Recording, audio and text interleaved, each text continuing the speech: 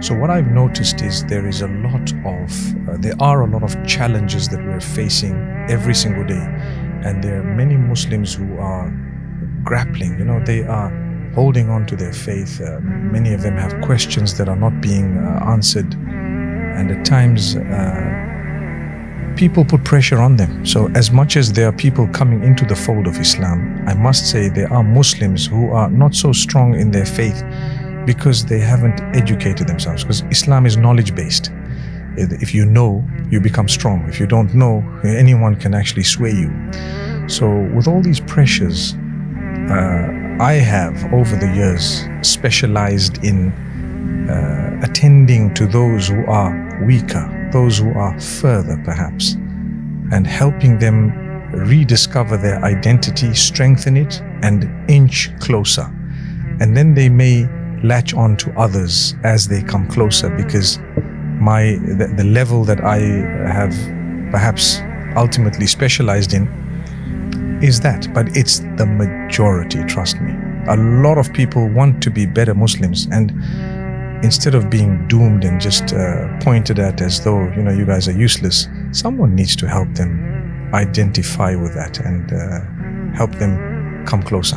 Allah accept from you, Allah use you and Allah use us, and Allah allow us to be of, help to those around us. That's very important that you say Allah use you and Allah use us, because what I believe is we are all serving the ummah. There are scholars who are quite hard and harsh.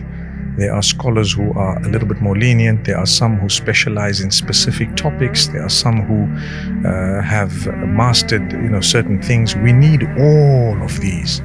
And I feel sorry for those who look at someone and say, this guy, we don't need him in the ummah and he's a waste of time, because they're catering to a group that is benefiting from them somehow. And you might have a person who's a little bit softer in approach like myself. I may appeal to a lot of people who are struggling with their faith, but trust me, the same people, when they come closer, they might look at me and say, this guy's a little bit too lenient, but they forget that there was a time when, had it not been for the leniency, they wouldn't even have come closer. So we shouldn't discount people.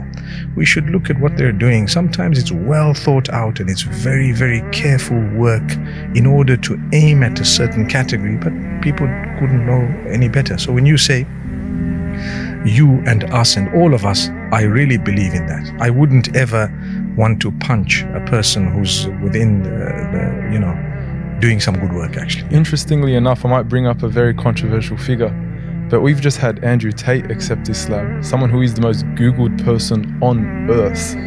And it's very interesting that Allah subhanahu wa ta'ala would use such a person to accept Islam, someone who has a very strong influence on disadvantaged young men, young males, who speaks to them, he calls them young kings, and has a very profound impact on them. It's very interesting that Allah would use someone like him, and we ask Allah to protect him and to actually make this conversion sincere. What are your thoughts on that?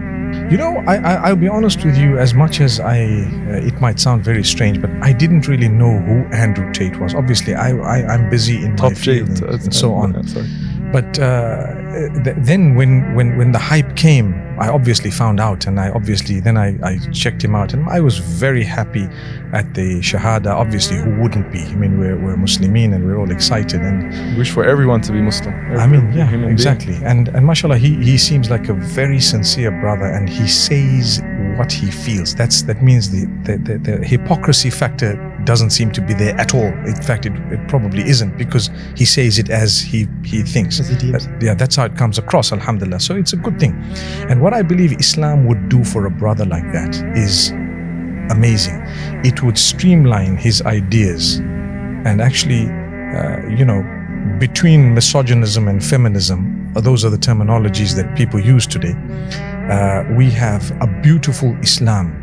The Prophet ﷺ's approach, because I know I faced some of my friends, some scholars as well, and some regular Muslims who sometimes have told me certain things.